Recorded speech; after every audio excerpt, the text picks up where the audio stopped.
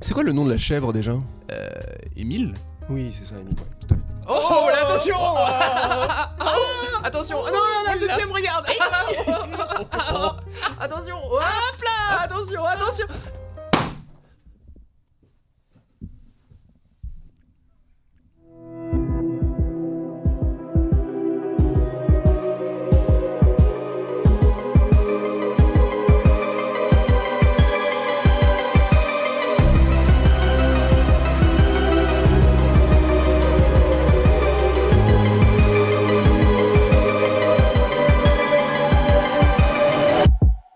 Bonjour à toutes et à tous et bienvenue dans Spoilers, 5e émission de notre 6e saison et premier épisode filmé, ça s'applaudit. Oui. On a décidé de mettre les petits plats dans les grands. On a demandé à Théophile et Maxime qui sont derrière cette caméra de nous aider à mettre de la vidéo sur notre émission. Tellement longtemps. On a fait des lives, moult lives. C'est vrai. Auparavant sur la plateforme Twitch et on avait envie d'essayer un format un petit peu YouTube, discussion. C'est à peu près ce que vous retrouverez, ce que vous retrouvez déjà dans nos versions podcast uniquement audio sur toutes les plateformes. Si jamais vous pouvez peut-être tomber sur Spoilers par cette vidéo, donc exactement. Allez-y. Je me présente, je m'appelle CHP, je suis créateur de contenu. Vous êtes sur ma chaîne YouTube actuellement d'ailleurs, je crois. On n'en a pas vraiment parlé, mais bon. Écoute, je peux. Voilà. Donc vous m'avez peut-être vu sur TikTok, sur Instagram, sur YouTube, peu importe. Laissez-moi présenter mes comparses, mes amis, mes confrères. Guillaume ici présent. Guillaume, comment vas-tu? Féru. Je suis féru de séries, féru de podcasteur, féru de séries télé, des genres de l'imaginaire, de manière générale, voilà, fantasy, science-fiction, fantastique et j'en passe. Exactement. Oui. Voilà. Je t'écouterai parler pendant des heures. Eh bien, écoute, ça va être le cas. Oui. Et Briac. Hello. Briac Picarelec, doctorant en série. Docteur Bribri. Oui. Par pitié, en commentaire, appelez-le toujours Docteur Bribri. J'adore ça. Ça me fera toujours plaisir à moi. Lui, au bout d'un moment, ça va le saouler. Moi, ça va. Je vais adorer. Briac, donc tu es docteur en série, non? Docteur en série. Docteur en série. Un tag Twitter un peu agaçant. Professeur série. Non, docteur en études anglophones et je travaille sur les séries télévisées. Tout à fait. Il placera Twin Peaks à un moment donné de cette émission. Prenez-le pour dit. La personne qui met le tag, le timecode en commentaire avec le moment où Briac parle de Twin Peaks gagnera. Pour cette première émission filmée, on devait avoir la 4e personne de notre team Spoilers, à savoir Justine Breton, autrice, universitaire également, maître de personne conférence. sympa. Non mais c'est vrai, quand on présente les gens, on dit jamais au demeurant extrêmement sympathique. Des débats intéressants, des anecdotes, toutes sortes de choses, voilà, qui est un peu loin, qui devait être parmi nous, tout comme Mimi Hegel, alors qui n'est pas exactement, même pas du tout, pour être honnête, de la team Spoiler, c'est juste qu'on a fait plusieurs émissions avec elle. Invité de marque. On kiffe ce qu'elle fait. Est-ce que c'est notre record d'invités dans Spoilers? C'est fort probable, oui. Je crois. On l'avait on a fait un épisode. Vous avez lu le titre de cette vidéo, vous savez qu'on va parler de Severance. On avait fait un épisode au début de la saison, je crois. Non, on a fait un mid-saison, je sais plus. On a fait effectivement deux autres émissions consacrées à Severance pour le début de la saison 2 en compagnie et pour le en compagnie de Mimi et de Guigui qui nous a envoyé une petite capsule qu'on placera ça et là dans cette émission. Exact. Et bref, elles devaient être avec nous dans cette émission, tant Mimi que Justine, et elles ont été retenues pour une sombre histoire de séminaire d'entreprise, de cohésion en milieu naturel. Voilà. On n'a pas plus d'infos, nos équipes, on aura peut-être quelqu'un en duplex, c'est faux, on a déjà galéré pour monter cette émission, personne ne sera en duplex. Voilà. Merci en tout cas de nous faire confiance sur cette petite émission. On va parler 1 heure de Severance, de cette saison 2 qui s'achève, vient de s'achever. À l'heure où on enregistre, on a vu les derniers épisodes hier. Exactement. Voilà, on l'a vu ensemble et c'est la première fois. Pardon? On peut pas mieux dire, effectivement. On peut pas mieux dire, merci. Merci de m'avoir. C'était hier. Bon pied, bon oeil. Donc, deuxième épisode de cette saison 2 de Severance. Peut-être, t'as un petit résumé peut-être à nous faire, un petit... Allez, oui, tout à fait. Les grandes lignes. Les grandes lignes, bien sûr. Alors, Severance, bon... Pour ceux qui n'auraient jamais vu et qui se seraient dit pourquoi pas, ça va peut-être me donner envie, quand même rappeler très rapidement le principe de base de Severance. Ce sont des gens qui, quand ils se rendent au travail, tout d'un coup, deviennent une personne totalement vierge. Ils n'ont aucun souvenir de ce qu'ils font au travail. Et quand ils sortent du travail, ils n'ont aucun souvenir de leur vraie vie.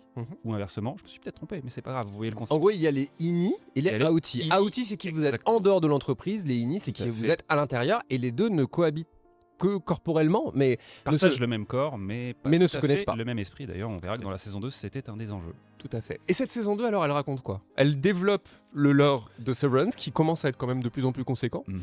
Et Mark S est toujours autant au cœur de tout ça, mais on va développer, on en reparlera tout au long de l'émission, bien sûr. Hein. Tout à fait, oui. On va parler des plus de cette saison 2, les moins, nos attentes. Briac, tu reviendras sur les théories que tu avais évoquées dans l'épisode mid-season de Severance saison 2. Parce qu'il y a beaucoup de théories, beaucoup de chèvres, beaucoup de différentes choses qui C'est alimentent. incroyable. On débattra également en fin d'émission. Est-ce Ouais. que les chèvres de Severance sont les nouveaux ours polaires de Lost? Non, on va Vachement pas. plus en termes de prod, vachement plus faisable de faire cohabiter du coup des chèvres avec des humains. Alors que les Petits- ours polaires, plus petits, dangereux, les chèvres. faciles. Ouais, On ouais. compte la taille. Théma, la taille de la chèvre. Le petit bébé, trop mignon le Ah. petit bébé. Comment il s'appelle? On a déjà fait.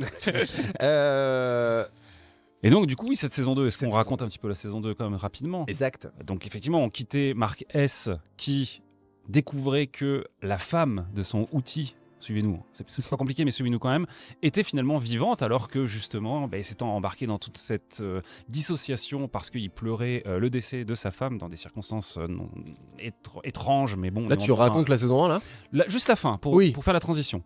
Et donc on retrouvait effectivement Mark S, donc Lini, à l'intérieur de Lumon, cette entreprise mystérieuse dont on ne sait toujours pas vraiment ce qu'elle fait, mais dont on comprend que c'est une entreprise mondiale qui fait moult Pharmaceutique, mais on sait pas vraiment. Voilà. Qui va partir un petit peu en mission pour retrouver justement Miss Casey ou Gemma, comme on peut l'appeler selon qu'elle soit à l'intérieur ou à l'extérieur de cette entreprise.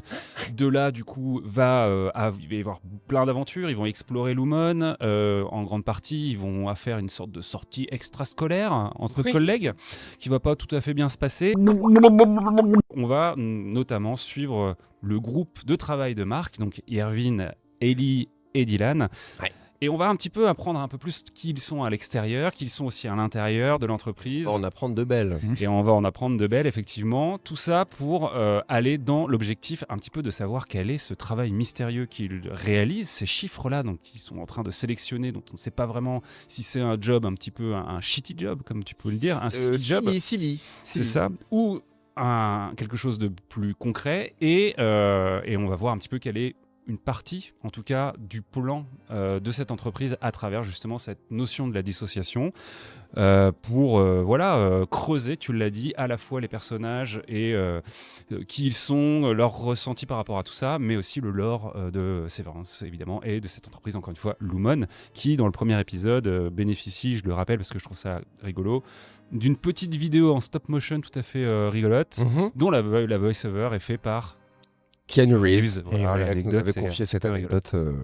Voilà. Voilà, sans trop en dire et sans trop rentrer dans les détails, puisque bien sûr, on ne va pas vous spoiler intégralement cette saison 2. On va spoiler quand même. Non, mais je veux dire, on va pas s'empêcher de raconter des choses sur cette saison 2. Parce que si vous avez cliqué dessus, voilà, vous voulez. Soit vous avez pas vu et c'est pas si grave qu'on vous spoil, mais c'est une série qui se regarde même avec des spoils en vrai. Enfin, c'est pas. Oui, mais la preuve, c'est quand au cours de la saison 2, on en avait parlé. Revoir la saison 1 est très qualitatif aussi, alors que tu sais à peu près, c'est juste, il y a tellement de matière, comme c'est une saison 1 qui est quand même très dense, tu ne te souviens pas de tout, mais oui, et puis même si tu connais l'issue, c'est très sympa. Ouais, au regard de certaines choses que tu as appris, effectivement, le revisionnage est quand même plutôt sympa. D'ailleurs, il me tarde de rewatch cette anecdote complète, mais j'avais commencé à regarder la saison 1 avant un petit peu la saison 2, et en fait, c'est assez marrant parce qu'au tout début de la saison 1, on voit à un moment donné Cobell, donc, qui est joué par Patricia Arquette, qui, en fait, à un moment donné, il y a eu un souci, je sais plus, un des dissociés a eu un souci, et Cobell rentre dans son bureau et elle dit à Seth Milchick, elle dit Seth, il y a un problème avec Elena, et lui il dit non, c'est Mark S, machin, il commence la discussion, et en fait, j'étais là en mode, attends, mais en fait, ils ont droppé le prénom d'Elena, genre épisode 2. On savait déjà qu'il y avait Elena Egan dans l'histoire. Et non, en fait, on le savait pas du tout. Un énorme spoil déjà, voilà. Je te donne l'exemple. On risque de spoiler déjà. Attends, saison 1. Non, mais donc effectivement, c'est intéressant quand même. Le revisionnage est cool sur cette série. Ouais. Briac, j'ai envie de te lancer sur cette saison 2. Peut-être commençons par ce qui a été positif, parce que tout n'est pas parfait non plus dans cette saison 2. Qu'est-ce qui, toi, le truc qui pour toi est vraiment le glow-up de cette saison 2, c'est quoi Ce qui te vient en premier en tout cas. Ouais. Je pense qu'on a le même. Ah oui? Ouais, je pense. Alors moi je dirais la qualité principale. Déjà le truc qui est marrant c'est que, je l'ai dit, on l'a vu l'épisode hier et j'ai encore du mal à me dire mon avis clairement sur la saison 2. Non pas que j'ai pas aimé, mais c'est assez riche et du coup j'ai encore du mal à le formuler, mais c'est au moins signe que c'est une série intéressante déjà si on n'est pas dans le rejet. La saison 2 le confirme. Voilà, c'est ça. Et alors moi ce que je dirais être la qualité principale, c'est que c'est très stimulant. Il y a vraiment pas du tout ce que j'avais beaucoup de c'est vrai en plus. beaucoup de la saison tente beaucoup de trucs.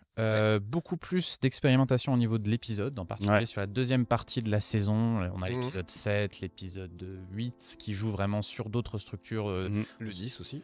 Le 10 aussi, voilà. Bon, après, le 10 aussi. Ah, excellent. Incroyable. Pardon. Mais dans le micro, je suis pas habitué. Mais oui, donc ça pour moi c'est la qualité. J'aime bien une saison qui dans sa saison 2 tente quelque chose de vraiment différent. Genre c'est pas une redite de la première saison. Ah oui, ça c'est vrai. Mais on va revenir dessus, c'est peut-être aussi la source de certains problèmes de la série. Ça c'est du teasing ça. Je connais. Exactement. Le fameux on va revenir dessus. Mais c'est vrai que, en tout cas, moi dans cette saison 2, il y a certaines des scènes que j'ai préférées de la série pour l'instant. Ouais. Alors, un exemple là comme ça. Moi j'ai adoré la scène au début du final avec les deux Mark qui se parlent avec le caméscope interposé. Je trouve que c'est une scène qui est super, qui est vraiment... Spoiler. Ouais, là c'est parti pour les spoilers. Non mais vraiment, préparez-vous. Remettez un cut de Guillaume qui dit alors on risque de spoiler. Ils vont se parler les deux. Rebobinage. Je m'excuse. Donc cette scène-là, j'aime beaucoup. J'aime beaucoup à peu près tout l'épisode 4, qui est l'épisode de sortie. Le fameux robot. Et, c'est marrant, moi je suis assez mitigé sur ça. Alors moi je l'aime beaucoup, mais pas forcément pour... On pourrait s'attendre, parce que je vais parler un peu de Twin Peaks. Non, non parce qu'on m'a contacté... Spoiler. Time code, hein, n'oublie pas. On m'a contacté pour me dire il est vachement Twin Peaks cet épisode et tout. Et alors c'est vrai que... Alors j'aime beaucoup une idée, puisqu'on a dans cet épisode Irving qui va... comprendre ce qui se passe avec Elena dans ses rêves, donc par son inconscient. Donc ça, bon, j'adore, c'est super cool. Surtout qu'on a toute l'idée que on suggère que Irving s'empêchait de dormir dans la saison 1 pour que ça envoie des visions, parce que son ennemi s'endorme et commence à voir des choses, et comme ça ils ont pu partager leur inconscient. Enfin bon, ça c'est super cool, mais c'est surtout la dernière scène et tout ce qui se passe avec Irving que je trouve vraiment génial. Moins forcément le rêve en lui-même, qui est pas particulièrement original dans son onirisme, mais cet épisode je le trouve très très intéressant et très très très très réussi. J'aime bien l'épisode 7 qui a beaucoup fait parler, qui a beaucoup été apprécié. Celui qui... J'ai rien. C'est quoi l'épisode 7 Si, avec Cobel. Non, c'est le 7, ça, c'est l'épisode avec la révélation sur... on voit Gemma, on voit la vie de Gemma et Mark. On voit... Je trouvais super cet épisode. Alors moi je l'aime beaucoup, mais... Les gens n'ont pas aimé ? Non, justement, quand les gens adoraient. Moi, j'ai des petites réserves sur les flashbacks que je trouve un peu plus convenus que ce que fait Severance d'habitude. Mais pour moi, c'est voulu. Ouais, en fait, c'est juste que il y a peut-être moyen de trouver quelque chose dans un petit peu quoi. Ouais, voilà, dans la manière de montrer leur amour, les choses. C'est pas Severance peut être plus original d'habitude. Par contre, tout le versant révélation de ce qui arrive à Gemma, notamment moi, ce que j'ai trouvé incroyable, c'est on a donc ce plan où on va rentrer à moitié dans les circuits. Alors, voilà, si vous avez vu la série, vous comprenez mon geste. Et d'un coup, on se rend compte que depuis le début, il y avait 4 personnes qui surveillaient les héros et qui recevaient les informations. Ce qui est génial, en fait, moi j'adore qu'une série à mystère te donne une réponse comme ça d'un coup, sans te prévenir, en un plan. Et ça change complètement ce que tu pensais comprendre. Genre, d'un coup, on te dit, bam, c'est pas quelqu'un qui t'explique, c'est regardez, il y a ça en fait. Et toi, t'es ok, comment je rattrape ça ? Ça, c'était super. Et je pense que j'ai beaucoup aimé à peu près toutes les scènes avec Milchick dans cette saison. Qui est on met le GOAT, hein. le MVP. Ouais, voilà. Aussi. Il a le prix de la saison. Ouais. MVP. Travis Trimmel. Trammell Tillman, je crois. Trammell Tillman. Aucun de nous deux n'a Nicole Kidman. C'est ça. le bon nom. Nicole, bravo. Moi, j'allais dire le gros point fort. Qu'est-ce que t'as dit ? Incroyable transformation physique. Elle est très très très forte. J'allais dire, alors moi, donc pas du tout. Peut-être que Guillaume me rejoindra et bon bah tu seras extérieur à nous. Mais tout simplement, un truc très simple, c'est que, mais ça va quand même dans ce que tu disais, c'est que cette saison 2 développe énormément chaque personnage. Chaque personnage a pris en profondeur, je trouve. Parfois, moi je trouve que Dylan, les gens étaient un peu trop enthousiastes sur le développement. Alors il y a des trucs super intéressants, mais la preuve c'est Dylan dans ce dernier épisode, parce que dernier épisode, on n'a pas Irving par exemple, on n'a pas Burt, on n'a pas tout l'arc Irving, on a Dylan, mais vraiment il y a quand même ce côté tout ça pour ça. Et je trouve que c'était déjà sous-jacent. Je m'attendais pas à ce que l'issue de tout cet arc-là soit un truc waouh. Que là, en fait, son outie refuse sa démission. Fuck you, top, tu vois. C'est pas le mot.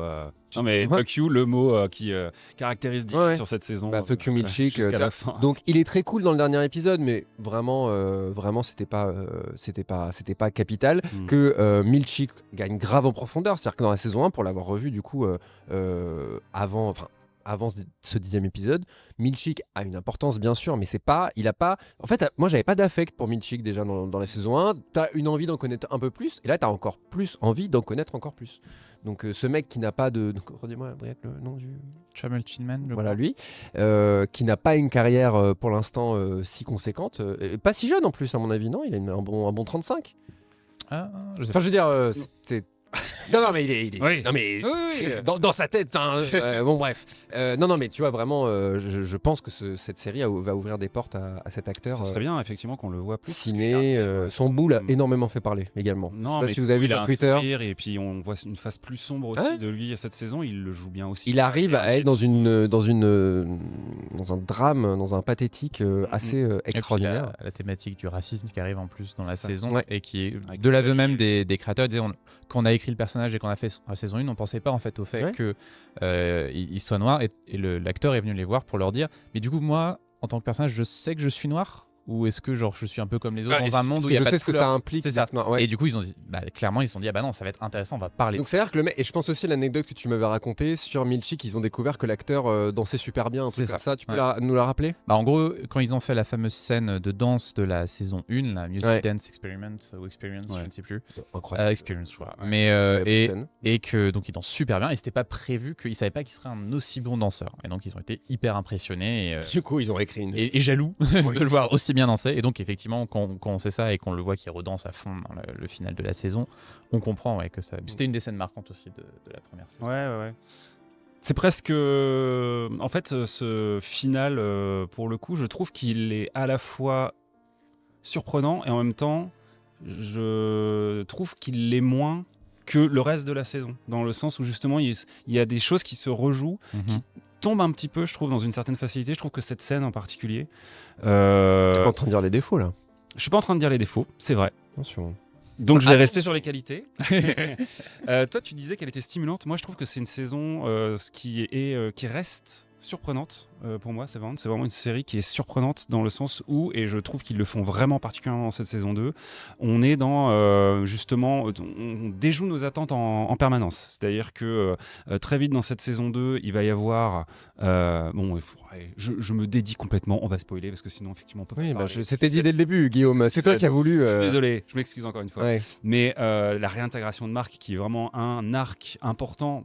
En tout cas, on l'attend, puisqu'on sait que ça existe depuis la saison 1. On nous le présente, on pense que c'est l'enjeu de la saison 2, finalement. Ça vient très très vite dans cette saison 2. Et ça retourne Pardon ? Ça retombe très vite aussi. Et en fait, il y a un moment donné, on n'en parle même plus. C'est que du coup, on s'attend à ce qu'effectivement on creuse ce sillon-là, et en fait, pas du tout. On va justement aller complètement ailleurs. Justement, la transition entre l'épisode où Marc subit vraiment cette réintégration de manière assez forte. L'épisode d'après, c'est le fameux épisode où ils sont en extérieur, le fameux Orbo. Et moi, je m'attendais vraiment à ce qu'on ait un épisode full réintégration avec un truc un peu psychédélique, etc. Et je trouve que la série fait ça tout le temps. Elle le fait parfois de manière surprenante pour développer du lore, parfois pour apporter des réponses qui sont ultra simples. Je pense à l'épisode sur Cobel par exemple, qui est un épisode qui est intéressant et qui apporte vachement en termes de lore. Qui apporte vachement en termes de lore, mais qui apporte pas des réponses qui sont tirées par les cheveux en fait. C'est juste que en fait, Miss Cobel, elle est importante parce que elle est vachement à l'origine de tout ce bordel. Elle est à l'origine. Mais il y a même en termes de lore, en termes de...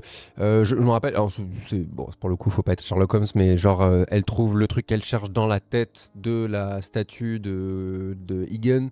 De Kirigan, qui est une espèce de... le fait que ce soit symboliquement dedans, le fait que ça développe le côté... je vais dire religieux, c'est peut-être maladroit dit comme ça, mais en tout cas endoctrinement pour le coup, et puis le côté filiation, donc ça donne de l'importance à Cobel. Donc ça revient à ce que je disais du début de vraiment chaque personnage après Irving. Alors après je sais pas, est-ce que j'adore Irving parce que j'adore John Turturro?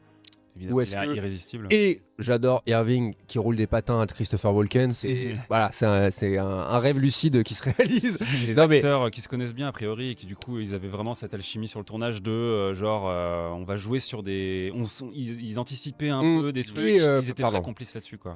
Et John Noble qui vient au passage, vraiment c'est dans le... Je savais pas, et je crois que toi tu le savais, c'était lui ou tu m'as... Mais je crois que c'est dans le podcast précédent où j'avais dit justement qu'il y a un acteur. Ah putain, mais merci de ne pas m'avoir spoilé. Et je l'avais vraiment. Dit, ouais. Et là, autour de la table, t'as John Noble, c'est vraiment tellement heureux de... C'est vraiment le trio, genre... Et saison 3, je pré-shot, ils vont commencer parce que là tous les acteurs vont vouloir intégrer le casting. C'est-à-dire que les petits acteurs, d'avoir des têtes d'affiche, les petits acteurs sont déjà là et vont l'être de moins en moins. Je pense aussi, son nom m'échappe, il y a Drummond et il y a Nathalie. Ouais, Nathalie, c'est ça. Natoche, on l'embrasse. Natoche, si tu nous regardes. Et bon, pareil, un peu plus ou moins connu. Enfin, tu vois, du grand public, c'est pas, tu l'associes pas. Dans cette saison 2. Donc c'est une qualité aussi de la série et des créateurs comme quoi ça doit être une matière première hyper intéressante, hyper stimulante pour les acteurs. Les acteurs ont l'air de s'éclater. Le mec qui joue Dylan aussi. Alors peut-être plus, je sais pas. Peut-être que cet acteur avait joué d'autres trucs. Il évoque rien. Fallout notamment. Je l'ai pas dans Fallout, moi. Si, c'est. Non, je l'ai pas dans Fallout. C'est un des personnages de l'abri duquel vient l'héroïne de mémoire, voilà, un acolyte quoi qu'on voit très peu effectivement, mais je te rejoins en tout cas sur l'autre qualité que j'ai trouvé cette saison 2, c'est qu'en effet c'est une série, moi j'ai souvent l'impression que les séries à mystère ont tendance à devoir faire un choix entre justement les mystères et les personnages, ou en tout cas elles doivent évidemment apporter un peu de ces deux problématique à faire avancer ces deux chemins-là, et je trouve que cette saison 2 elle fait pas mal, effectivement, elle creuse ces personnages pour leur donner une épaisseur. Si tu l'as dit, on a vu Dylan, on voit tous les personnages en dehors, tous les personnages prennent et ça, bon, je pense que c'était assez nécessaire quand même pour lancer la suite en fait, pour qu'on soit un peu plus qu'on comprenne un peu plus leurs problématiques, qu'on développe un peu plus, effectivement. En plus ils ont deux personnalités en un acteur, donc il fallait qu'on commence aussi à découvrir que potentiellement il y a des choses qui se jouent entre ces deux personnalités, qui est un peu aussi la thématique quand même de la série, et qui va être une thématique importante, je pense, de la fin, parce que il y a de la fin de la série, je pense, le choix qui est fait entre ces deux personnalités, comment ils vont faire en sorte que ces deux personnalités puissent s'en sortir, en fait, tout simplement quoi, à terme. En tout cas, peut-être qu'ils vont évacuer le truc. Mais et ça, j'ai trouvé ça très cool. Et ce que j'ai aussi aimé, je finirai peut-être là-dessus, c'est que la grosse force de Severance dans la saison 1, c'est de présenter un espèce d'open space labyrinthique et très backroomesque, on va dire, quelque chose de vachement en huis clos, quoi. Et je trouve que cette saison 2 ouvre les perspectives, les lieux, on a beaucoup plus de lieux, on a beaucoup plus, les personnages voyagent un peu plus et tout ça, et pourtant quand tu regardes comment c'est fait, la réalisation et la manière dont les cadrages sont faits, tout ça, je trouve qu'on reste dans ce espèce de truc un peu huis clos, c'est-à-dire que même quand on est à l'extérieur, on est enfermé quelque part. Et ça, je trouve que c'est probablement un twist, moi pareil, je pré-shot. Cet épisode 4, on arrive à sortie scolaire. Moi, c'était pas du tout. Moi, l'élément qui me fait dire. Même l'épisode avec Cobel, on est dans un truc qui est finalement très restreint. Lui, je suis moins sûr, mais l'épisode sortie scolaire, comment se fait-il qu'Irving ne meure pas de froid? Oui. Tu vois, juste il se réveille. Impossible qu'il se soit réveillé. Si ça vous arrive dans la vraie vie, c'est foutu pour vous. Vous aurez mon visage qui vous dira. C'est foutu. Non, je rigole. Non. Pourquoi est-ce que Irving se réveille comme une fleur et il a même pas mangé, il y a pas un truc comme ça, enfin tu vois, vraiment c'est impossible qu'il ait survécu toute une nuit dans la neige, genre il est à même la neige, c'est une simulation, il y a un truc, je pense que c'est un background militaire hyper ça marche pas, il faut qu'il ait un background martien, ça ne marche pas. Les militaires n'ont aucun tu veux dire, non, c'est qu'il est pas du tout dans la neige, il est dans un truc autre. Mais c'est un épisode très, très mystique. Ça fera partie peut-être des petits défauts que je lui trouverai pour le coup, mais on en parlera. On va y venir aux défauts. Mais justement, est-ce que c'est un défaut, est-ce que c'est une qualité? Justement, pour faire la transition en ce qui me concerne, c'est que cette saison 2, je me rappelle, mid-season, je crois, au même premier épisode, quand il y avait Mimi Hegel, je disais que moi, dans mes attentes pour cette saison, j'avais des moments waouh, des moments waouh, tu sais, genre vraiment la fin de la saison 1, moi je m'en souviens encore, j'en avais beaucoup parlé. Vraiment, ce côté waouh était là, j'étais bouche bée, quoi. Là, je l'ai pas forcément eu, même si il y a vraiment beaucoup de moments que j'ai aimés. Et en fait, cette saison 2 m'a un peu expliqué, genre, ça va pas être ça, Severance. Ça va pas, tu vas pas avoir des twists. C'est pas pour ça que tu nous regardes en fait. Des twists vraiment, il y a des trucs, on va déjouer tes attentes. Mais si tu nous regardes pour du twist à répétition, je suis pas certain que ce soit l'exemple pour ça. Et la preuve, c'est l'épisode 10 avec cette fin. Type The Graduate, le lauréat, tu vois, où vraiment ils sont. Elle a pas de sens. Enfin, elle a pas de sens. Elle a du sens scénaristiquement. De vraiment, le personnage principal fait le mauvais choix. Il fait des. Bref. Pour de bonnes raisons. Je vous fais pas Briac, Dr Bribri l'expliquera peut-être mieux que moi. Mais cette fin est beaucoup plus. Cette saison 2, et ils sont beaucoup plus amusés artistiquement que vraiment faire du twist et du truc très casu, très grand public, on va dire. Ce qui est assez étonnant, parce qu'en plus de ça, en effet, je pense que peut-être une des plus grosses hypes de la saison 1, et ce qui a peut-être fait tenir les gens de cette attente un peu interminable entre la saison 1 et la saison 2, c'était justement ce final. Tout le monde a parlé de ce final, tout le monde était là, ça fait des années qu'on n'a pas eu un cliffhanger de fin de saison comme ça. Lost, et là, ils font le choix en effet d'être sur quelque chose. Moi, honnêtement, quand j'ai regardé avec vous du coup la fin de cette saison, et c'est marrant parce que j'en ai parlé un peu avec d'autres personnes depuis hier, rapidement, ça pourrait être une sorte de fin en fait, cette fin de saison 2. Oui, mais on en a parlé hier déjà. Non, si, je refuse. Peut-être, mais en tout cas, je trouve non, parce que ça ne finit rien. Bah si, ça finit l'histoire de Mark S quelque part. Après, métaphoriquement, ça t'apporte pas une réponse concrète mais tu peux te projeter dans. Oui. Tu vois. Il y a encore trop de trucs en suspens. J'aurais été très énervé que la saison 2 soit la dernière, que ça finisse que ça soit la fin de la série. Impossible. Ils ont trop développé de trucs et plein de trucs hyper cryptiques, hyper mystiques dans les phrases de Jamie Egan. Tu vois, quand il voit Ellie, des moments extraordinaires. Qu'est-ce que vous en pensez de ce perso d'ailleurs ? Est-ce que même comme moi, vous le trouvez flippant vous avez vraiment... Moi, je rêve. Et Jamie Egan, cette saison 2... Oui, non, pour être sûr. Ah oui. Cette saison 2, quand j'ai commencé à y penser, ça m'a rendu fou. Un spin-off sur Lumon, comment Lumon a été créé, sur les Egan, sur Keir Egan, tu vois, The Egans, tu vois, un truc comme ça. Apple TV, on le sait, c'est la galère en ce moment, niveau thune et niveau, plein de niveaux.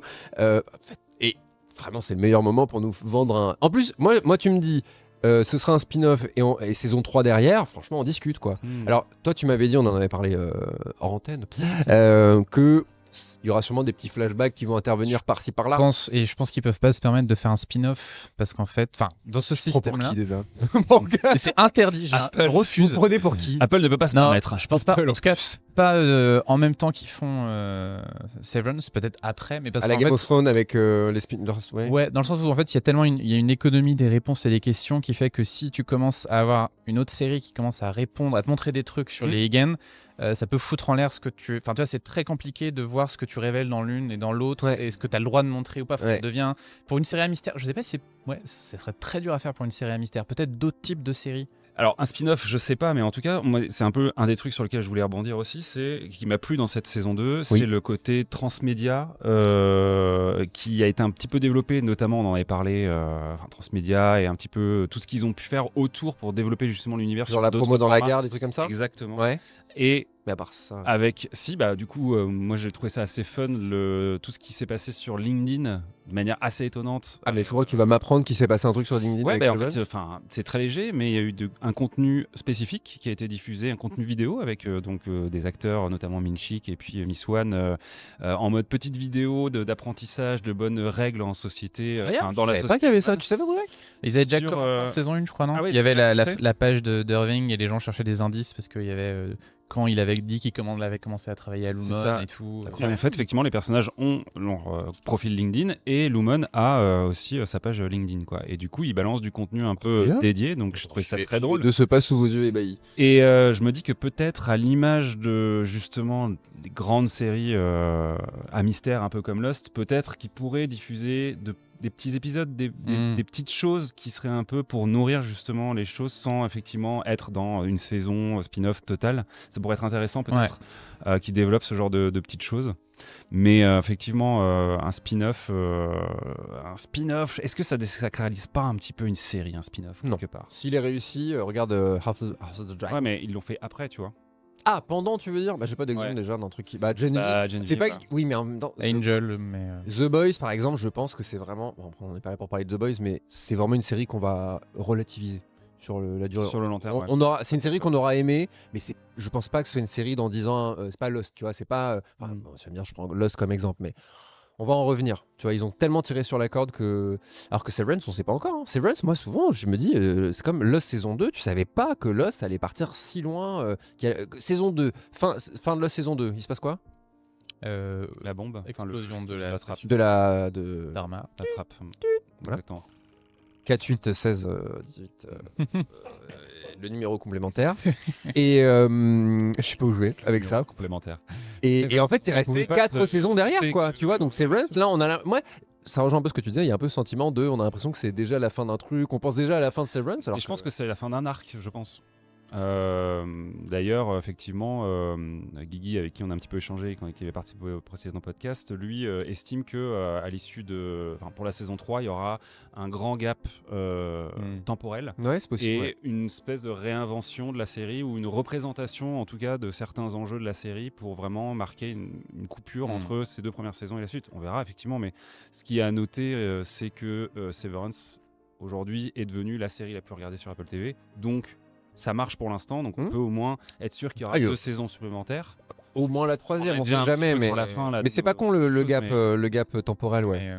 Moi, je vois un truc de Gemma qui va genre intégrer la résistance, ils vont attaquer, ils vont faire une armée, et Mark, il sera resté super, et il sera jamais vraiment sorti, il aura bâti une petite vie au sein de Lumon, tout ça.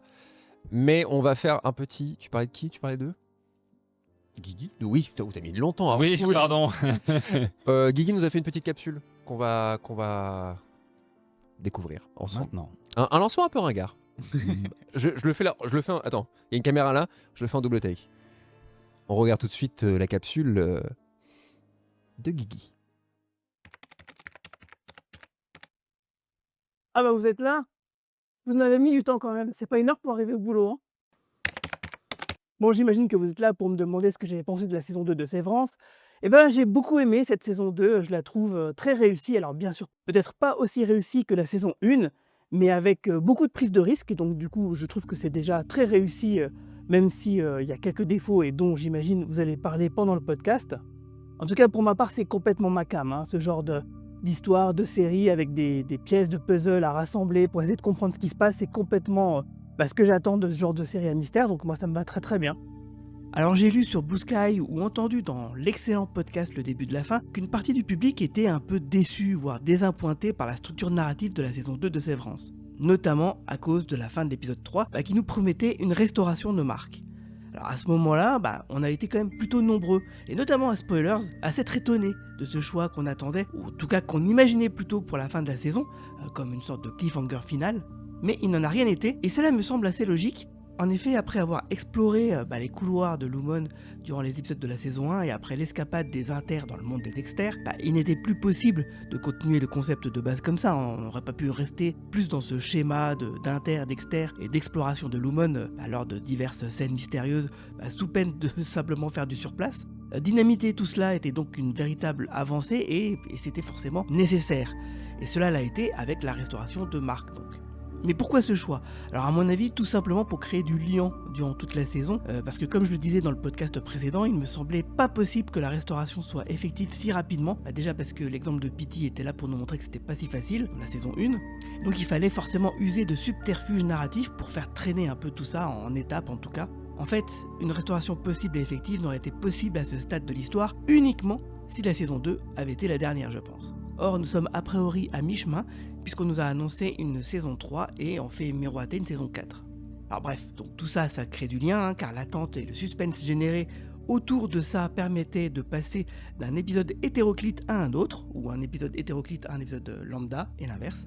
Les visions de Mark tout d'abord, puis son gros malaise, et l'appel à Cobel permettait de lier les récits des épisodes 7, 8 et 9, et donc 10, et ne pas avoir créé ce lien aurait fait que les épisodes se seraient enchaînés de manière assez brutale et déconnectés les uns des autres, et là ça aurait été encore plus bizarre. Parce qu'en fait, il fallait quand même voir ces épisodes hétéroclites, il nous fallait voir le passé de Mark et de Gemma, il nous fallait avoir l'épisode sur Cobel pour pouvoir avancer, là on le voit, c'est clair. On pourrait me rétorquer que ce lien est artificiel, peut-être, mais écrire une histoire qui vaut la peine d'être racontée et qui soit captivante oblige à cela parfois. Pour moi, tout ceci n'est pas gratuit, car on le sait, la finalité de la série est bien une restauration complète de tous les personnages, alors sans doute que ça rallonge la sauce, c'est vrai aussi, mais le plat est si bon que quelques calories en plus, ça va pas nous tuer. Parce qu'une sauce comme ça, aussi travaillée, moi j'en veux bien dans tous mes plats, dans toutes mes séries. Oui, bon, et puis si à une époque vous avez été capable d'attendre 10 épisodes qu'on vous ouvre une trappe dans Lost, vous pouvez très bien regarder quelques épisodes de Sévrance comme ça, je pense que ça devrait très bien se passer. En tout cas, si jamais ça continue de vous poser problème, peut-être qu'il faut que vous arrêtiez de regarder des séries à mystère, et peut-être regarder plutôt des films à mystère, comme par exemple, je sais pas moi, un film de David Fincher, au moins comme ça vous aurez des réponses à vos questions en moins de 2 heures. Et sinon, pour conclure, ma théorie selon laquelle Madame Cobell serait une fille illégitime de la famille Egan, souvenez-vous que la première fois que vous l'avez entendu, c'était dans les podcasts de spoilers. En tout cas, moi je vais vous laisser ici, parce que si je termine pas mon dossier à temps, je pense que Milkshake va me tomber dessus. Et je vous dis peut-être à l'année prochaine pour parler de la saison 3 de Severance. Salut tout le monde! Merci beaucoup, il a également pas pu être avec nous, mais c'est très gentil de sa part de nous avoir fait sa petite capsule. On était sur les défauts. On y arrive. Le sel arrive. Je fais des gestes exagérés avec mes mains.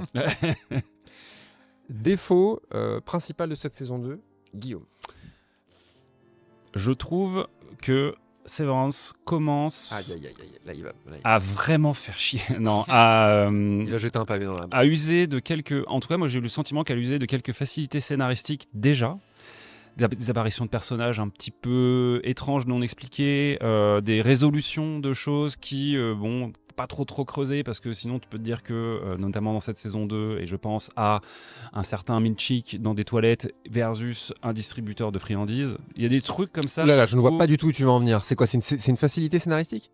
Il y a des facilités, je trouve, qui sont enfermés, tu veux dire. Ah oui, pardon. Pour créer des surtout, contextes. Milkshake, de l'autre côté, il y a Dylan qui pousse. Tu tires la machine vers toi. Ouais, peut-être qu'elle rentre pas dans Je la sais pas porte. comment il pourrait là. Il n'y a pas de prise, tu vois, il est tout seul, c'est hyper lourd. Tu vois. Tu peux que Oui, la et puis pousser, peut-être en qu'elle fait. fait pas l'encadrement de la Tu peux pas la porte. Tu pousses. T'arrêtes, Dylan, tu gardes la force. Bien sûr. Non mais ça rejoint ce que tu dis, c'est que vraiment, il se prend des coups de trombone. Oui, alors il y a un côté un petit peu conneries. absurde qui est rigolo, mais enfin voilà, de manière plus générale, je trouve qu'effectivement cette saison 2, et en fait c'est ce qu'on avait déjà dit dans un précédent podcast, je crois, mais ce truc-là a été un peu renforcé sur cette fin de saison. Oui. Le problème de Severance, c'est que c'est une série à mystère, et donc évidemment elle plante des graines de qu'est-ce que c'est, vont être les résolutions de ces mystères, et le problème c'est que s'il faut qu'on commence à faire le tri entre des facilités et des vrais mystères, et que on théorise un peu à vide sur des trucs qui finalement ne sont pas des mystères mais juste un petit push de la narration pour faciliter, pour huiler un petit peu les transitions de choses, je trouve que du coup ça perd un peu de l'intérêt généraux, de l'intérêt général des mystères de manière parce que ça veut dire que peut-être un grand mystère finalement aura une explication toute simple. Alors je suis pas contre le fait qu'on m'explique un mystère d'une manière à laquelle je m'attendais pas et que ce soit satisfaisant. Encore une fois, il y a eu des choses que cette saison 2 a faites je ne les attendais pas et j'ai été content de ne pas les attendre. Et d'autres qui, pour le coup... Content de ne pas les obtenir, tu veux dire? Oui, enfin que ça soit une explication autre que ce que j'attendais. Tout à fait. Mais par exemple, si c'est une facilité, tu penses c'est à dommage, quoi quand tu dis ça? La réintégration de manière générale, tu vois, où ça va, quels impacts quels sont les impacts, tout ça. Pour l'instant, je suis à peu près content de la manière dont c'est géré, dans le sens où c'est pas ce que j'attendais, mais c'est ok. Oui. Alors moi je serais l'inverse sur la réintégration. Oh là là. Justement, mon gros défaut il a repris le pavé. C'était que justement, donc pour resituer pour ceux qui nous regardent, qui ont peut-être un peu déjà oublié le début de la saison, mais épisode 3, on a Mark qui décide de se réintégrer, donc avec son nini, alors que c'est clairement quelque chose que quand tu regardes Severance à ce stade, moi j'étais peut-être en saison 3, peut-être un moment, mais genre pas tout de suite, c'est sûr. Et on nous fait, non seulement ils y vont tout de suite, ils le font, et en plus tu as une scène où il se réveille, il se souvient du premier jour de son nini, les choses se mélangent, je dis ça y est, c'est parti, ça va arriver. Et je me disais c'est incroyable d'oser faire ça, parce que ça veut dire qu'ils décident tout de suite, a priori, d'effacer Ini à Outi, et on a un seul personnage, ça change radicalement la série. Et en fait l'épisode d'après, non, mais ça pouvait être ambigu, ça passe encore, tu vois, on nous dit bon, on sait pas encore où ça en est. Mais ensuite tout le reste de la saison, ça n'avance plus. C'est très nébuleux, on ne sait jamais exactement ce qu'ils voient ou pas, ce qu'ils savent ou pas. Il y a des moments où ils voient des choses de l'autre, etc.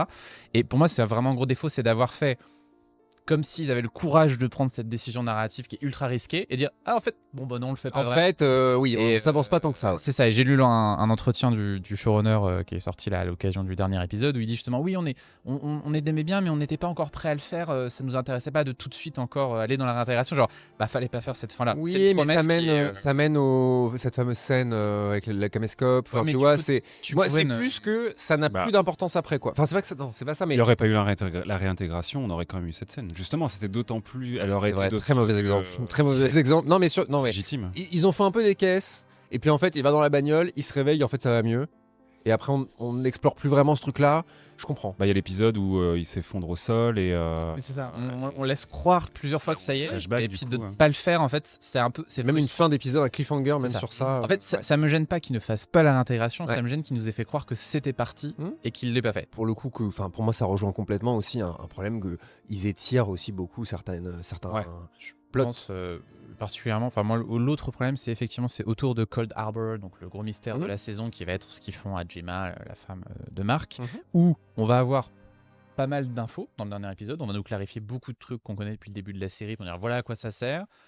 On commence à comprendre à peu C'est près. une des rares réponses claires et précises qu'on a. Sauf qu'en fait on n'en sait pas plus sur à quoi ça sert fondamentalement. Non, mais parce qu'il y a plusieurs strates. Oui mais justement c'est un problème parce qu'en fait quand c'est l'enjeu de ta saison et l'enjeu de ton final, on sait pourquoi c'est important pour les héros, genre ils veulent sauver Gemma, mais on sait pas pourquoi c'est important pour les méchants, pour le méchants. les méchants. Et pour moi c'est un problème que du coup ce qui est en train de se passer ne soit pas totalement clair quand c'est absolument ton enjeu de saison. Pour prendre un exemple de Lost, encore une fois, Lost, chaque enjeu de fin de saison, ça va être un truc hyper concret pour la survie des personnages. Et donc t'es impliqué vraiment dedans, c'est très clair, tu vois les tenants les aboutissants, et ensuite t'as des mystères à côté, des choses qui vont être s'éclaircir au fur et à mesure, mais l'arc de la saison va toujours s'ancrer sur un truc qui est clair. Et là, pour moi, c'est le problème de Cold Harbor, c'est très flou, ça dure toute la saison, tout le monde en parle, personne ne t'explique ce que c'est, et même quand Mark se trouve face à Cobell qui lui dit voilà ce qui se passe avec Cold Harbor, mais elle lui dit pas plus que ça. Et donc, alors que n'importe qui aurait dit mais dis-moi, Ouais, qu'est-ce que tu vois Non mais oui, mais c'est là où c'est une série, enfin je déteste cet argument, hein, mais C'est de la fiction. ouais, non, mais juste c'est un film. Non, Oui. bah justement, si tu te dis ça, c'est que c'est pas bien fait. mais Et là- n'importe qui aurait pris Cobell. Mais dis-moi, Ouais, c'est clair. qu'est-ce que c'est Alors après, a priori, on a quand même l'impression qu'il y a une petite ellipse. justement, parce que Marc ouais. cache des trucs, on a Ouais, l'impression qu'il ouais. sait. Et là, il y a C'est sûr qu'il s'est passé un truc. Il y a un tout petit peu trop de rétention d'informations pour nous, pour qu'on puisse totalement être impliqué dans ce certain moment de la fin. Et en même temps, il donne du Mais il y a biscuit. Il y a donne d'autres du truc. choses. En tout cas, ce qu'on peut pas leur enlever, je trouve, c'est qu'ils ont vraiment l'air de savoir où ils vont. C'est-à-dire que Cold Harbor, Oui. ils ont vraiment l'air de dire nous, on sait très bien ce que c'est, à quoi ça sert. On a tous les tenants et Oui, c'est aboutissants. forcé. Voici un bout de ce qu'on veut bien te révéler pour Oui, l'instant. c'est ça. Par contre, méfiez-vous. Vous m'avez rappelé que j'avais oublié après le visionnage, saison 1, le mec dans le couloir là, une ombre. Saison 2. Début de Saison 2, pardon. Saison 2, Premier épisode. ce mec dans le couloir, c'est pareil. À mon avis, ils l'ont mis là. Alors j'ai des infos peut-être. Ah, Arrête. Mais c'était un technicien. Alors, c'est une. C'est Ben Stiller. Mais en vrai, moi, je rêverais de voir Ben Stiller d'ailleurs. On en reparlera. Mais alors pour resituer, donc ouais, tu disais c'est début de saison 2, Mark arrive devant le bureau de Gemma et le bureau était emmuré et on voit une silhouette apparaître derrière lui avec une petite son un petit peu inquiétant. Ouais. On n'en reparle plus. Et alors, ça n'est pas forcément une réponse, mais quand on va sur IMDb, on apprendra que cet acteur, c'est le même acteur qui joue le double de Mark dans l'épisode où ils sont de sortie. Ah. Donc Et ça ne est-ce résout pas, mais est-ce que ça veut dire que c'est la même l'ombre aussi, c'est son double ou pas? Est-ce que c'est les mêmes acteurs qui jouent les espèces de doubles justement au Alors, testing je floor? crois pas justement. Ok. Donc, il y aurait un délire de doppelganger, Bah, de double. Les doppelgangers de l'épisode 4, ce serait le même acteur. Alors est-ce que c'est censé être le même personnage? Je ne sais pas.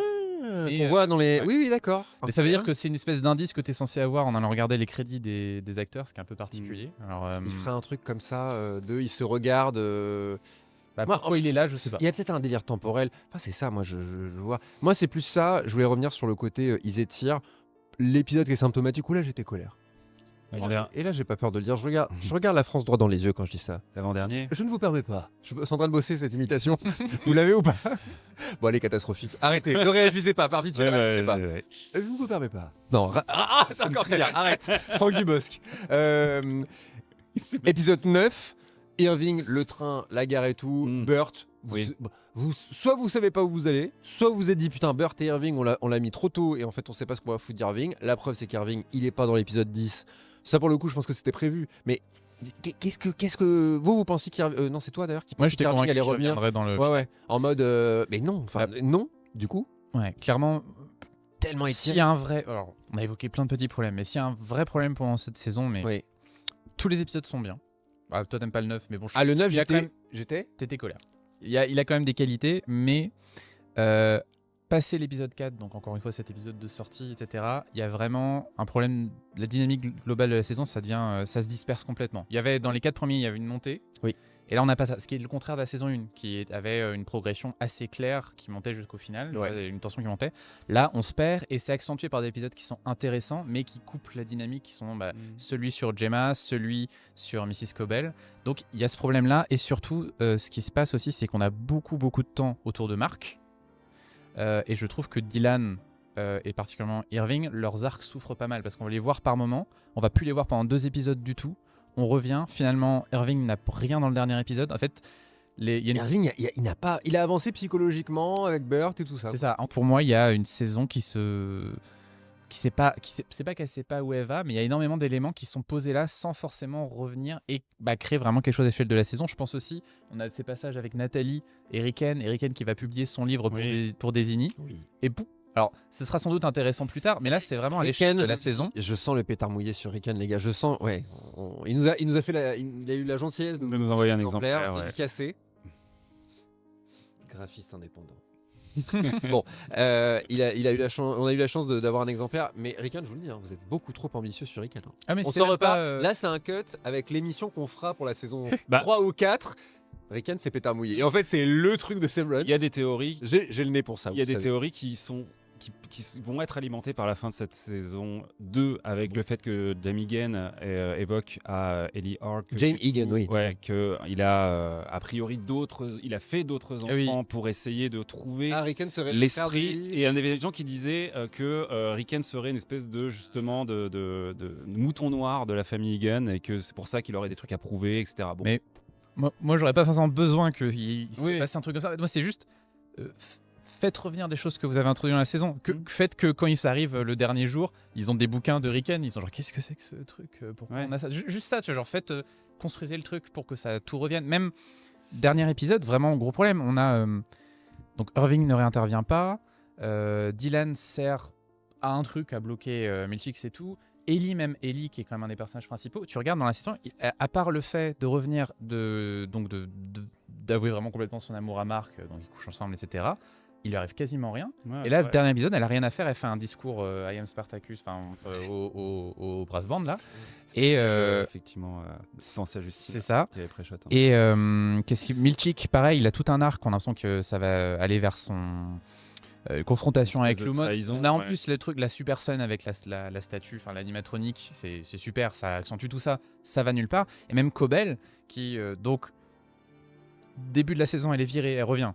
Finalement, elle dit allez vous faire foutre, elle repart en voiture. Finalement, elle décide de revenir. Ensuite, elle repart parce qu'elle a peur de se faire tuer. Elle va dans son truc, elle revient. Elle a peur de se faire tuer. Elle a peur de quelque chose, mais on n'est pas sûr qu'elle ait peur de se faire tuer. On a l'impression qu'elle a peur du. Oui, mais parce que t'as vu plein de films de mafieux où en gros ils disent mais non, montez dans la voiture, il y a aucun souci. Et le mec part en courant. C'est ça, mais on sait. Elle le dit pas dans l'épisode 8, un truc genre ils allaient me. Ah, je sais plus. En tout cas, de son point de vue, clairement, c'est ça. En tout cas, elle fuit. Mais du coup, il y a une espèce de. C'est ce qu'on veut nous faire croire, mais on sait. Bon.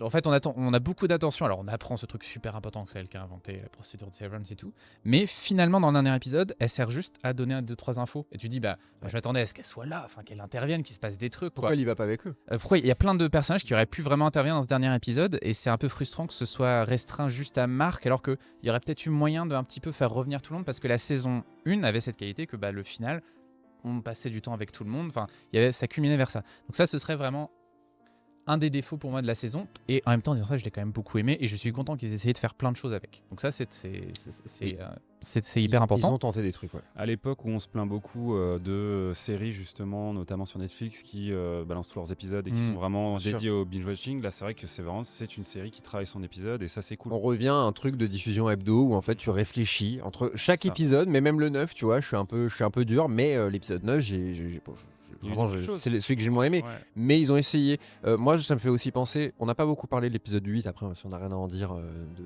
pertinent, on se force pas, mais un truc par exemple l'épisode 8 que j'ai trouvé super, c'est qu'il est court, il fait 37 minutes je crois, il est plus court, et moi je m'y attendais pas, et je regarde, et pouf, fin, et je fais bah c'est déjà, enfin c'est pas un twist, c'est pas du tout ça, mais c'est déjouer les attentes du spectateur, c'est déjà ça pour moi. Et putain, mais faites ça quoi, faites des trucs. Il y a des séries Netflix qui ont fait un peu ça, enfin pas forcément sur la durée, mais sur une forme qui change d'un coup, même pour Netflix pour le coup.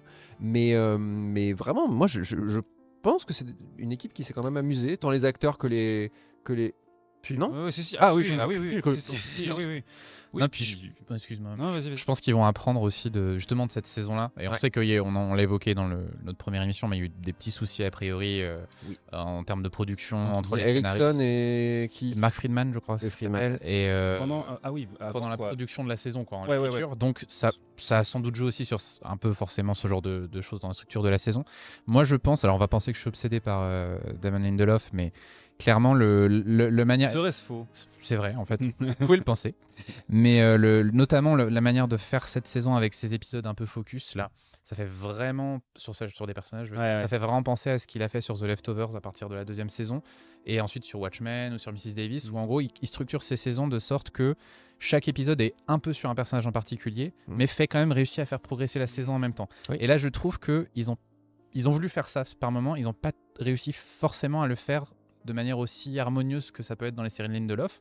Donc ça pourrait venir ensuite. Mais j'ai vraiment pensé j'ai beaucoup pensé à saison 2 de The Leftovers devant Severance, parce que c'est mon exemple de saison 2 des années 2010 qui a vraiment qui fait propulser la série à un autre niveau, en jouant sur les mystères, en jouant sur des rebondissements, des nouveaux personnages, etc. La saison 2 de Severance n'est pas à ce niveau-là. Donc c'était ma petite déception. J'aurais aimé qu'elle me fasse. Pour toi, la saison 2 de Leftovers, c'est la meilleure saison de série des années 2010, du 21e siècle. Ça, c'est 21e siècle, non. Non, pas. quand même pas. Mais il y a tout Lost dans le 21e siècle. Mais non, mais en tout cas, dans les années 2010, sans doute.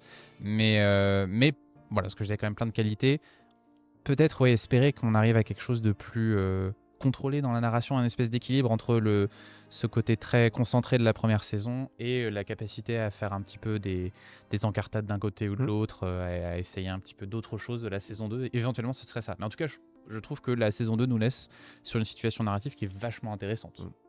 C'est clair. Je sais pas tout en ayant développé des théories, des trucs. Fais-nous un petit topo. Mais sur les théories, coquin, tu nous en avais fait, c'est quoi Mid-season ou premier épisode, j'avais fait un petit récap. On en était sur les théories de la saison 1, les chèvres. On va parler des chèvres. Écoute, Watch Time parle des chèvres en dernier, s'il te plaît. Ok, je garde les chèvres pour la fin. Alors, j'ai pris donc exactement les mêmes points que j'avais mis. Il y a peut-être des mystères qu'on avait. Ah ok, t'as repris. C'est ça. Alors j'ai peut-être essayé d'en mettre des nouveaux, je sais plus. Est-ce que ces 10 épisodes ont fait évoluer la plupart des théories déjà, globalement? Alors, oui. On a beaucoup de réponses, étonnamment, plus que moi j'aurais peut-être pensé en fait quand on a commencé la saison, mais aussi beaucoup de questions supplémentaires quand même. On va pas le cacher. Il est bon en teasing le coquin. Un peu. Alors, une question qui s'était posée, c'était l'objectif des départements, notamment du MDR, celui de nos héros. Bon, on l'a appris, effectivement, c'était Alors, ils sont liés à Cold Harbor. Voilà, on trie les humeurs de quelqu'un pour apparemment en faire un espèce d'être coquille vide, quoi. Ouais, ça, une coquille vide. Bon, ça on le sait. Maintenant, la question que ça pose, c'est est-ce qu'on a. À quoi ça sert de faire ça? Il y a ça, donc premier truc. Et deuxième question, est-ce que tout le monde faisait ça sur Gemma? Est-ce que chacun des personnages du département avait une personne qui était pour eux? Parce qu'ils ont aussi des personnes qui les observent. On sait que Dylan, c'est pas sa femme qui est dedans. C'est ça. Alors, pourquoi ils sont là? Qu'est-ce qu'ils font? Est-ce que ça sert à quelque chose? Que les femmes. Est-ce que ça sert à quelque chose? J'imagine que ça sert à quelque chose, sinon ils ne seraient pas là. Et est-ce que Gemma, parce que alors c'est peut-être un peu flou, mais est-ce que Gemma elle l'a pas fait de son plein gré? Est-ce qu'il n'y a pas un monde, ce fameux épisode on sait pas, 8? Il y en a qui le pensent. On sait pas, c'est juste tout ce qu'on sait, c'est qu'à un moment elle était là et puis pouf. On sait absolument pas ce qu'elle pense ou pourquoi elle est là. Est-ce que en plus elle est pas bien dans sa vie? Mimi pense justement que Mimi à ce moment, oui, tout à fait, que Gemma part en effet. Pour aller à Lumon et éventuellement trouver une solution au problème qu'ils ont de faire un enfant. De fertilité. Donc elle se retrouve piégée. Il y a un délire de fertilité, c'est sûr. Donc, et d'ailleurs, du coup, je rebondis là-dessus parce que je trouve que il y a un problème quelque part pour moi ça crée une incohérence, mais peut-être que c'est voulu. C'est qu'en effet, du coup, on comprend que Mark trie les chiffres et qui sont en rapport avec sa femme, Gemma. Sauf qu'au dernier épisode, on voit Ellie A qui regarde par-dessus son épaule et qui dit. Au moins ces chiffres sont joyeux. Ça veut dire que elles sont quand même. Ce n'est pas parce que parce que c'est la femme de Marc qu'il est le seul à pouvoir. Donc n'importe qui peut faire les chiffres. Je me suis posé la question. C'est vrai. Pourquoi il fallait que ce soit Marc et que ce soit. Y a pas. Ça on sait pas non plus. On se pose cette question-là. Donc on a un début de réponse. En tout cas, il y a des infos qui nous ont été données sur ce sujet-là. Ouais. On se demandait, parce que Pity nous avait dit, il y a des gens qui ne quittent jamais le bâtiment dans le pilote. Donc effectivement, c'est confirmé avec Gemma. C'est quelqu'un qui ne quitte jamais le bâtiment. D'accord. Mais lui, Enfin, oui, c'était carrément, ils habitent dedans avec des petites maisons. On n'en sait pas plus, mais Ouais. au moins ça il y a c'est une confirmé. petite maison. C'est vrai. Gemma, Miss Casey, pourquoi Marc? Bon, bah, en tout cas, on a vu qu'effectivement, on se demandait pourquoi en fait il y avait sa femme là et pourquoi, alors qu'elle est sur cette board. Bon, bah, on voit que c'est au centre du. Et si du c'était geste, pas Marc, Cold c'était Harbor. Gemma aussi. Voilà, alors là, ça y a d'autres questions. Est-ce que, dans quelle mesure il fallait absolument que ce soit eux deux? Ça, ce n'est pas clair non plus. Oui. Moi, il y a quand même un truc dans cet épisode 10. Il se fait quand même casser les gueules par Drummond.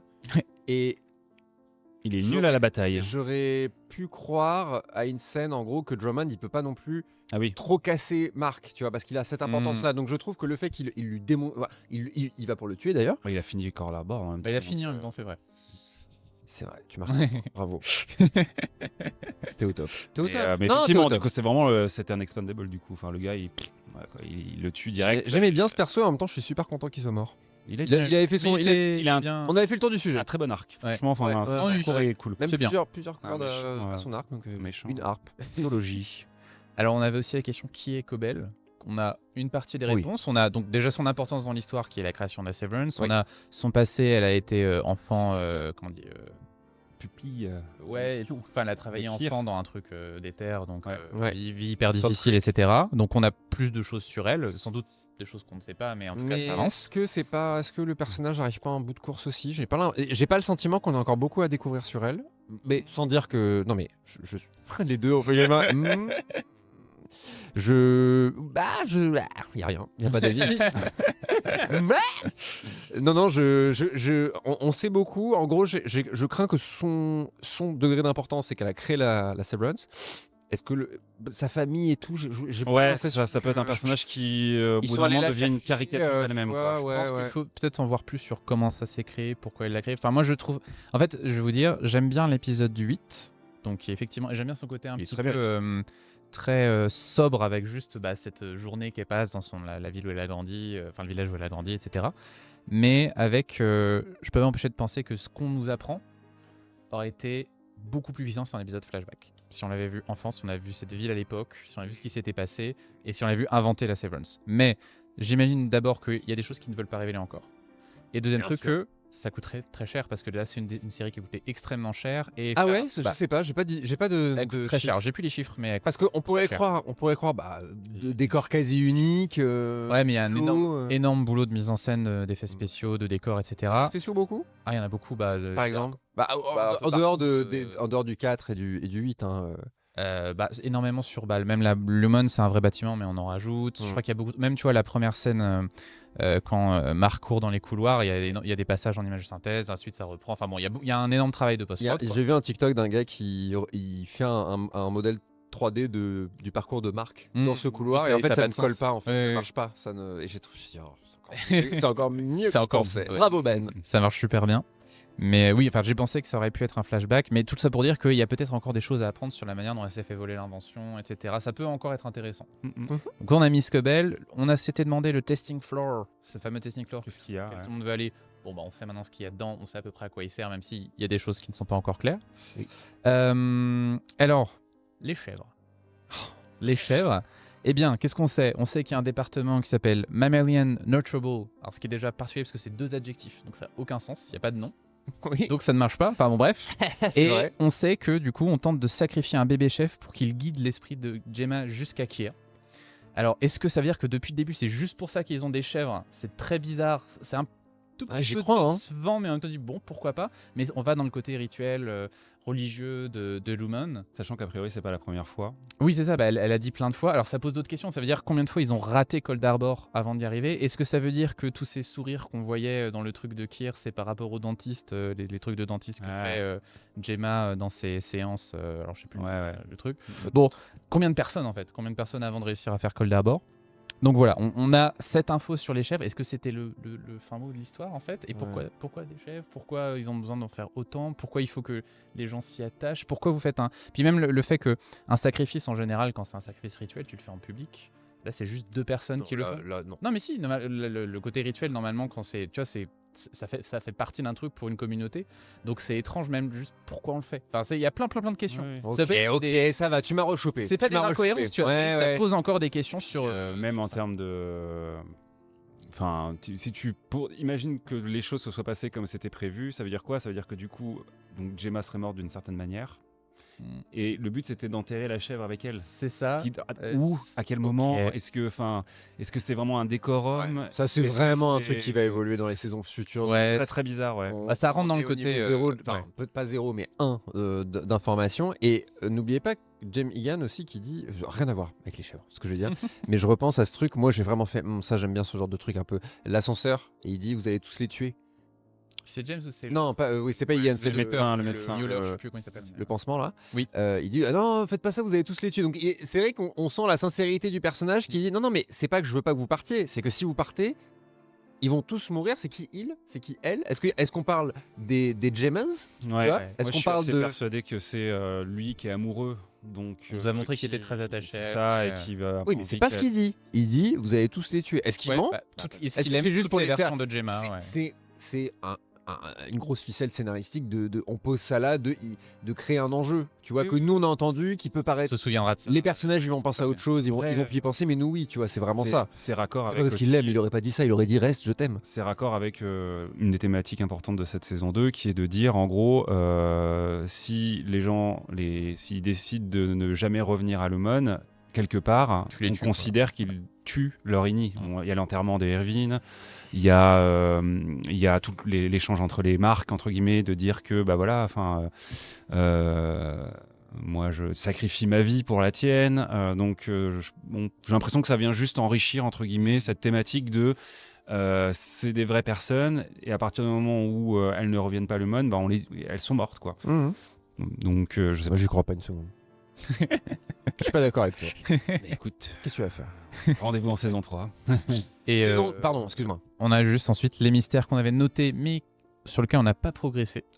Donc on avait noté que Lumon et l'eau semblaient avoir des liens avec l'élément liquide.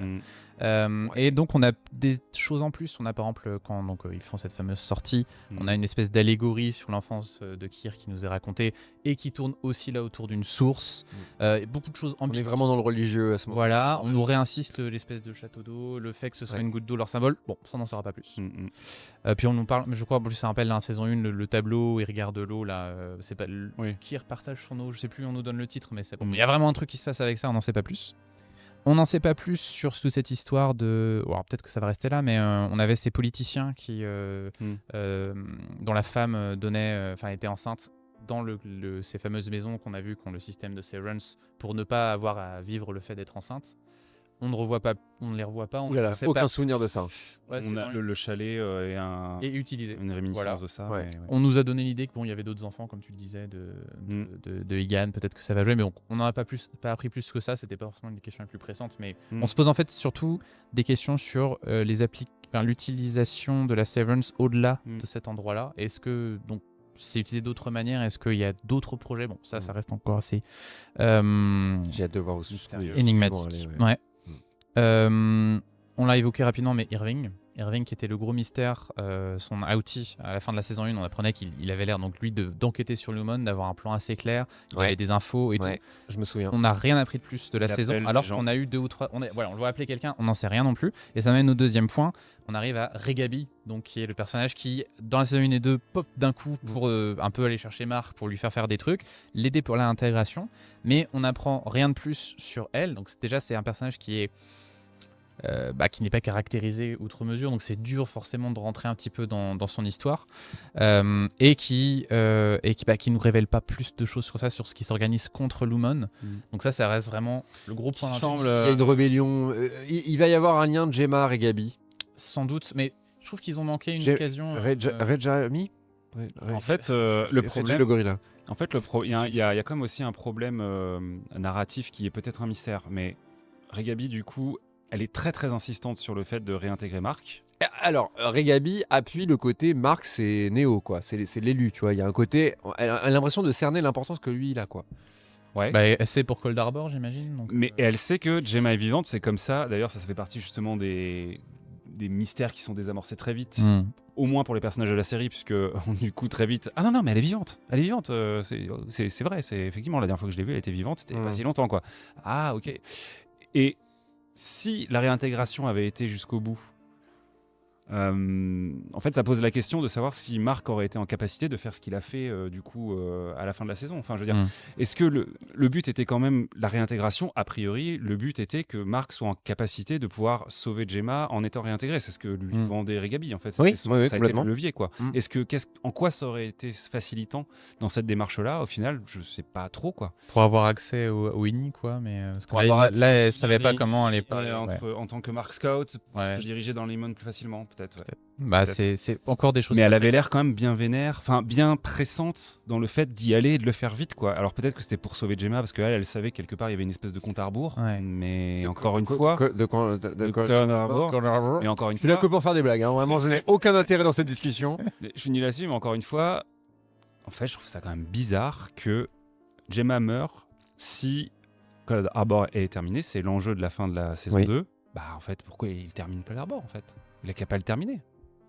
Alors certes, elle reste prisonnière et peut-être que c'est reculer pour mieux sauter, mais sa destinée. Je sais pas. il y a quand même un truc que je trouve un peu étrange de ça, ok, j'accepte de le faire de cette fin de saison. Est-ce qu'il est encore dans l'hésitation et qu'en fait cette hésitation dure jusqu'au moment où il doit choisir entre Gemma et Ellie. Oui, et puis c'est Ellie qui le convainc de le faire quelque part en lui disant, mec, moi je serai jamais... Je suis qui je suis à l'intérieur ou à l'extérieur. Voilà, nous deux, ça sera vraiment en chaud, quoi. Donc, ça fera partie des révélations. Mais tout comme le fait que la sœur de Mark est une traîtresse et que elle a Rickon autour d'elle pour faire genre. C'est une couverture pour faire genre. C'est impensable qu'une meuf comme ça ait un Rickon. Après, j'ai déjà dit dans le dernier épisode. Tu restes bloqué là-dessus. Beaucoup de femmes malheureusement ont des femmes super ont des Rickon. Sous leur toit, mais c'est impensable et à chaque fois elle arrive comme un cheveu sur la soupe. À chaque fois, encore là, qu'est-ce qu'elle fout? Pourquoi elle est jusqu'au chalet d'Evon et tout ça? Parce qu'elle aime son frère? Non, je trouve que le début de la saison, je vois clair dans ton jeu, Ben. Et je m'adresse à toi directement derrière cette caméra. La première partie de la saison 2 elle continue de jouer très bien ce relationnel frère-sœur avec elle qui vraiment essaie de confronter Mark sur les choses et tout ça. Il y a vraiment un truc qui est cool et au bout d'un moment, effectivement, à partir du moment où elle prend un peu le truc en charge, quand Mark tombe du coup inconscient et tout, là effectivement le personnage devient un peu plus étrange dans sa manière de gérer le genre. Il faut appeler Cobel. Il y a autre histoire. Tu sens que là où elle est plutôt critique. Si, non mais pourquoi pas. Elle est plutôt critique ça fait de la partie, situation. Ça fait partie de mes attentes. Je sais pas ce que c'est vous. Je vous pose la question. C'est quoi vos attentes? J'ai bien envie que cette relation Mark Devon évolue. Et elle évoluera quoi qu'il arrive. Mais au-delà des révélations, parce que vous pouvez me dire oui, je veux en savoir plus sur les théories. D'accord. Je pense que on a tous envie. Mais c'est quoi des axes peut-être que vous avez envie de voir un peu se développer sur cette saison 3? Moi, j'aimerais que, en fait, on fasse trouver un moyen de réunir de nouveau plus le quatuor original des personnages qui fonctionnent très très bien ensemble et qui créent une vraie dynamique. Oui. Et qui là a été, mais ça fait partie. Il fallait. Enfin, on voulait notamment qu'on souffre de la disparition d'Irving du INI. Donc il fallait nous l'enlever un peu. Il faut que ça marche il faut que même nous narrativement on sent un manque. Mais là il faut les faire revenir, il faut les faire collaborer, il faut qu'il se passe des trucs. Il faut avoir des scènes où tu as les 4 outies ensemble par exemple. Imaginez Dylan, Irving et Mark qui retiennent Elena en otage, enfin des choses comme ça. Et tout ça. Carrément le mec. Elena elle va pas faire un peu comme ça. Il a dérapé. Mais vous voyez ce que je veux dire, genre des choses comme ça. Et moi beaucoup plus en fait moins de personnages qui évoluent dans leur coin, des Cobel et Gemma ensemble, tu vois, qui collaborent pour faire quelque chose, et Regaby, et plus nous dévoiler de choses sur effectivement cette résistance, plus de départements de Lumon, ce qu'on a peut-être aussi manqué à part. On a la musique aussi depuis épisode 10. Oui, l'espèce de marching band qui arrive. Alors tu te dis, imagine, c'est des mecs ils sont pas du tout musiciens et un jour ils prennent un trombone et ils savent jouer un trombone maintenant parce que leur ini il est en train de jouer du trombone toute la journée. C'est vrai, putain, j'avais pas pensé à ça. D'ailleurs, trombone c'est plutôt comme ça, pas comme ça. Mais personne n'avait remarqué. Un trombone. Il est fort. Mais ouais, ce serait ça. Plutôt au niveau du personnage, ce serait ce genre de choses qui me plairait. Guillaume. Oui, j'ai juste précisé un truc que j'avais beaucoup aimé dans cette saison 2 comme très rapidement. Oui. Pourquoi ? Non, mais parce que ça m'a fait penser à ça quand Briac en a parlé. Mais en saison 1, je trouve que le truc de la dissociation et le côté ini-outi était très ludique. Et je trouve qu'on se rendait pas. On se rendait moins compte de la réalité de ce que ça impliquait vraiment. Et je trouve que cette saison 2, notamment, il y a les 2 premiers épisodes avec 100% à l'intérieur, 100% à l'extérieur, mais ça se joue aussi un peu plus tard dans la saison. On se rend vraiment compte de ce que. Qui est Mark S en fait, c'est ça, c'est vraiment. Ah non, mais même Dylan, même. Et ça, je trouve que c'est très très bien fait aussi. C'est une des qualités, je trouve, de nous avoir vraiment montré un peu l'horreur finalement de ce truc 100% travail. Tu sors jamais de là, quoi. Mes attentes, en fait, c'est compliqué parce que cette fin de saison, elle projette des choses qui semblent un peu évidentes en mode Elena et Mark S. Un peu leader d'une espèce de rébellion des Ini à l'intérieur, tu vois. Moi, j'aimerais voir. Une exploration du bâtiment, par exemple, en mode vraiment, pour le coup, backroom, c'est-à-dire tu t'enfonces dans les profondeurs du bâtiment, tu découvres des pièces incroyables, bizarres, énigmatiques et tout ça. Ça, j'aimerais bien parce que je trouve que c'est une des forces esthétiques de la série et on a l'impression qu'on est en train de se détacher un peu de ça et donc j'aimerais bien qu'ils gardent quand même un pied là-dedans. Le côté un peu révolte à l'intérieur, effectivement, bon, je suis moins fan de cette idée du côté un peu élu, machin. Après, bon. Non, moi, je pensais que ça dépend comment c'est fait. Que tu parlais de la. Non, j'ai fait le lien avec moi le côté quand je dis Gemma va chercher la résistance et tout. Ouais. Ça, pour le coup, ça m'intéresse un peu moins. Ouais, mais même ça m'intéresserait un peu moins, mais en même temps, tu vois, Mark S et Ellie R qui justement eux aussi sont un peu le chef de file d'une révolte désignée, tu vois. Ça, je sais pas trop ce que ça peut donner. Ça pourrait être intéressant et je vois pas trop comment ça peut se passer autrement d'ailleurs. Ça peut. Mais la série nous a habitués à nous surprendre, donc en même temps, je pense qu'on attendra. J'aurai pas ce que j'attends. Ouais, parce que je disais, ça peut être. Est-ce que genre on nous rencontre la résistance? En fait, c'est des salauds, ils sont encore pires que Lumon. Enfin, tu vois, ça peut être des choses comme ça. Ouais, aussi. ou genre ils ont leur vie à eux ou un truc comme ça. C'est une autre boîte en fait, c'est des concurrents. Ouais, c'est ça. Tu vois, ce genre de truc, ça pourrait être intéressant. Ah ouais, Ram nous dit que c'est les seuls à faire de la dissociation. En fait, pour l'instant, en plus, Severance nous montre que ce qui se passe en dehors de Lumon globalement est tout aussi bizarre. Je pense à l'entreprise de porte que Dylan, dans lequel Dylan essaye de postuler en début de saison, qui a l'air d'être aussi étrange et bizarre que du coup Lumon. Et en fait, on connaît pas vraiment cet univers. Ça se trouve, cet univers est tout aussi fucké effectivement. Et Rick vend des livres, donc voilà. Oui, des livres un peu étranges. Et effectivement, on s'attend à ce que Gemma sorte. Le contre-pied pourrait être que finalement, elle soit chopée direct dans les. C'est toi qui le disais. Oui, rien ne nous dit que vous étiez en train de. Rien ne nous dit de ce qu'il y a derrière cette putain de porte. Comment Lumon peut avoir une porte de sortie pareille? C'est impensable. Donc en fait, il y a des trucs qui semblent un peu évidents, mais finalement, je pense que c'est un peu compliqué d'eux. Au-delà de la. De pourquoi effectivement, qu'est-ce que cherche à accomplir James Gunn, qu'est-ce qui se passe vraiment derrière la dissociation en termes d'enjeux pour l'entreprise Lumon, ce genre de choses. Mais sinon, c'est vrai que je sais pas à quel point la série va devoir se renouveler parce qu'on a quand même, mine de rien, atteint une sorte de point de bascule qui est assez important pour les personnages. Donc, et je trouve que le pied de nez un peu de se dire la fin de la saison 1 nous dit ok, il va falloir sortir Gemma d'ici.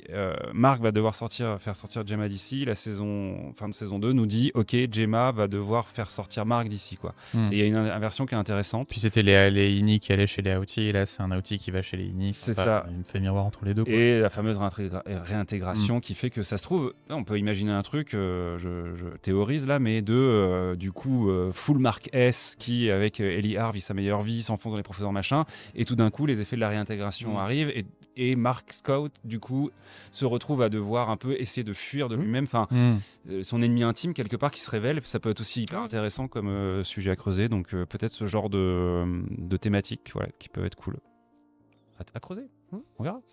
Toi, moi, c'est le lore. J'ai envie. Je suis trop excité de savoir qu'est-ce que c'est Egan là. Qu'est-ce que c'est la création de cette entreprise. C'est vraiment.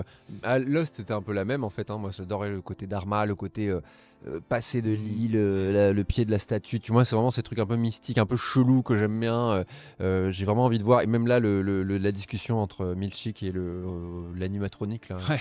Dont on n'arrive pas à savoir si est-ce que c'est enregistré ou pas.